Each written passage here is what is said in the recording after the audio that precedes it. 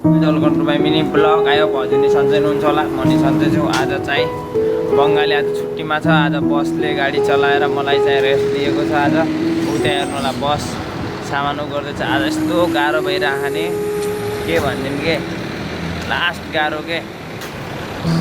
अन्त बङ्गाली बसले छुट्टी लगेर भयङ्कर गाह्रो भइरहेको। एक्लै छौ, गाडी बिहान यत्रो खाली गरेर पनि पठाएर पनि अब थोरै बजेका छन् लोरीहरू। म्यानमारहरू चाहिँ यो चाहिँ माथि माथिको उ गर्दैछ। यो चाहिँ पानीभित्र जान्छ के, पानीभित्र जान्छ, त्यही भएर माथि माथिको त्यो के भन्छन्, तिन छाउन्जन भन्छन् अब नेपालमा, छत लगाउँदैछ।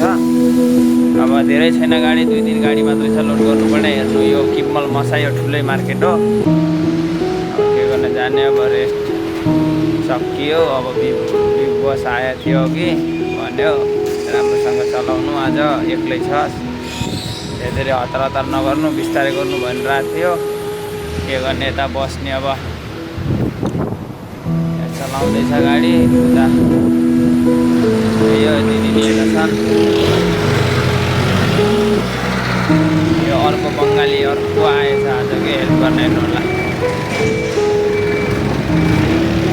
आयो यो भ्लग हजुर हाम्रो लाइक सब्सक्राइब गरिदिनु होला, सपोर्ट पनि गरिदिनु होला। अब भेट्छ अर्को भ्लगमा। अब बसले धेरै चाहिँ बनाउँदिनँ, धेरै काम थियो कि आज हेर्नु होला, त्यही भएर हो। अब भेट्छौँ अर्को भ्लगमा। By by.